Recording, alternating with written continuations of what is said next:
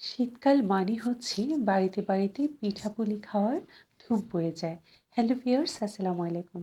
আজকে আমি শীতের একটি জনপ্রিয় পিঠার রেসিপি নিয়ে আপনাদের সামনে হাজির হয়েছি। আর সেটি হচ্ছে দুধ চিতই পিঠা। আর এই পিঠাটি আমি আজকে খুব সহজ উপায়ে কীভাবে বানানো যায় সেটি আপনাদের সাথে শেয়ার করছি। আর পুরোটাই কিন্তু আমি ব্লেন্ডারের সাহায্যেই করব। তো প্রথমে এখানে আমি ১ কাপ চিনি গুঁড়া চাল ভিজিয়ে দিচ্ছি। এটি আমি পুরো রাত ভিজিয়ে রাখবো। তো আমি চালগুলোকে খুব ভালো করে ধুয়ে ভিজিয়ে রেখেছিলাম।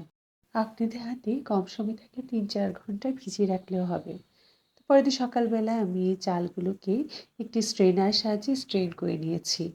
এবার চালগুলো গুঁড়ো করার জন্য একটি ব্লেন্ডার জার নিয়ে নিয়েছি। আর আমার ব্লেন্ডারটি হচ্ছে ভীষণের ব্লেন্ডার। আমি এটি অনেক বছর ধরেই ব্যবহার করছি এবং খুবই ভালো। তো আমি চালগুলোকে খুব সুন্দর করে গুঁড়ো করে নিয়েছি। আপনারা দেখতে পাচ্ছেন ভিডিওতে। খুবই কম সময়ে কিন্তু গুঁড়ো করে নিয়েছি। তো এখানে আমার ১ কাপ চাল থেকে প্রায় ২ কাপ পরিমাণ চালের গুঁড়ো হয়েছে। তো এবার আমি যে চিতই পিঠাটা বানানোর ব্যাটার সেটি তৈরি করব। আর সেটিও কিন্তু আমি ব্লেন্ডার জারের সাহায্যেই করব। এখন এখানে আমি প্রথমে দিয়েছি আমার গুঁড়ো করে রাখা চালের গুঁড়োগুলো। তারপরে দিয়েছি ১ বাটি পরিমাণ মানে ১ কাপ পরিমাণ সেদ্ধ চালের ভাত। আমরা সাধারণত বাসায় যে ভাতটা খাই সেটা দিলেই হবে। আর এক্ষেত্রে আপনার ভাতটা ব্যবহার করতে না চাইলে শুধু চালের গুঁড়া দিয়েও করতে পারেন। তবে চিতই পিঠাটা অনেক ভালো করার জন্য এটি ব্যবহার করতে পারেন। এরপরে দিয়েছি স্বাদ মতো লবণ। আর এখন দিয়েছি ১/২ চা চামচ বেকিং পাউডার এবং ১/২ চা চামচ বেকিং সোডা।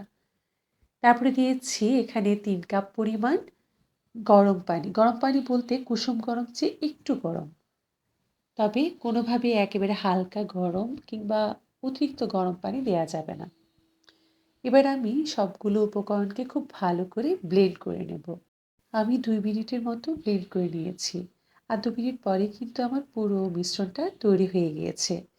তো আমি এবার মিশ্রণটা একটি বাটিতে ঢেলে নিচ্ছি। আপনারা ভিডিওতে দেখতে পাচ্ছেন এর ঘনত্বটা কেমন হবে। এটি একেবারে পাতলাও হবে না আবার একেবারে গাঢ়ও হবে না। তো এটিকে আমি এখন একটি ঢাকনা দিয়ে ঢেকে রেখে দেব। আর এটিকে আমি ১ ঘন্টা পর সময় ধরে রেখে দিয়েছি। এই ফাঁকে এখন আমি অন্য কাজগুলো সেরে নেব। আমি চুলায় একটি প্যান বসিয়ে দিয়েছি আর এতে দিয়েছি ৪০০ গ্রাম পরিমাণ গুড় আর দিয়েছি ২ কাপ পরিমাণ পানি। এই গুড়টাকে এখন আমি পানিতে খুব ভালো করে জাল দিয়ে নেব। এটি করার দুটি অর্থ হচ্ছে, প্রথমত হচ্ছে আমরা যখন গুড়টাকে এভাবে জাল দিয়ে নেব, গুড়ের যে একটা সুন্দর ঘ্রাণ সেটি বের হবে। আরেকটি হচ্ছে আমাদের অনেক সময় গুড়টা কি হয় তরল দুধের মাঝে যখন দেওয়া হয় দুধটা ফেটে যায়। তো সেটিও হবে না আপনি যদি এভাবে করেন। এদিকে এবার আমি চুলায় একটি কড়াই বসিয়ে দিলাম। আপনারা মাটির পাত্রেও করতে পারেন। আমি কড়াইতে করে নিয়েছি। তো এখানে আমি চিতই পিঠাগুলো বানিয়ে নিচ্ছিলাম।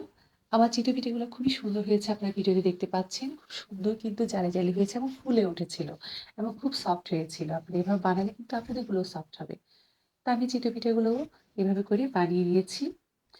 চিতই পিঠাগুলো বানাতে, বানাতে এবার আমি চুলায় প্যান বসিয়ে দিয়েছিলাম। আর এতে নিয়েছিলাম ২ লিটার পরিমাণ তরল দুধ। আর আমি ২ লিটার দুধটাকে কিন্তু ১ লিটারে নিয়ে এসেছি। অনেকটাই ঘন করে ফেলেছি। আর আমি এতে ৪ টা এলাচও দিয়ে দিয়েছিলাম। তো আমার দুধটাও কিন্তু তৈরি হয়ে গিয়েছে। আর এদিকে চিতই পিঠেগুলোও কিন্তু হয়ে গিয়েছে। তো আমি এখন একটি চিতই পিঠে দেখাচ্ছি আর ভেঙেও দেখাচ্ছি।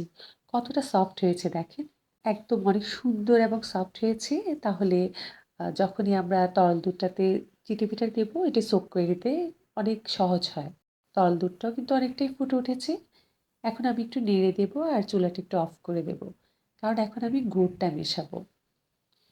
তো এখন আমি আমার আগে থেকে গলে রাখা গুড়টা দিয়ে দিচ্ছি। গুড়টা দিয়ে আলতো হাতে একটু নেড়ে দিচ্ছি। তবে এরপর কিন্তু আর চুলায় জাল করা যাবে না।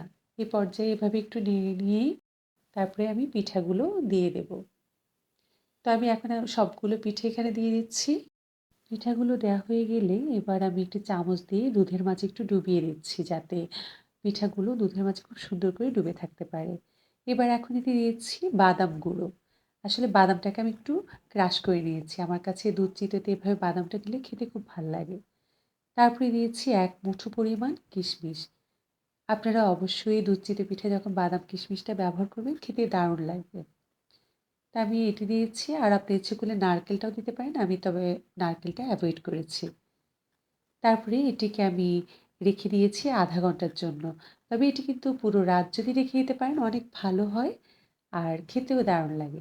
তো আমি আপনাদের সাথে শেয়ার করব তাই একটু আর্লি দেখিয়ে ফেলেছি।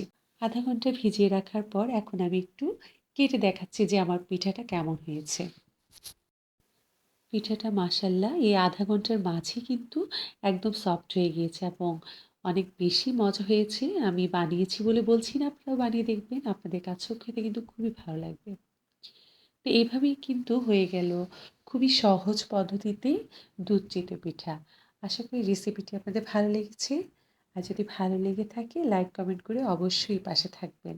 আর যদি একটু বেশি ভালো লেগে থাকে একটু শেয়ার করে দিবেন। আর সবাই ভালো থাকবেন। আল্লাহ হাফেজ।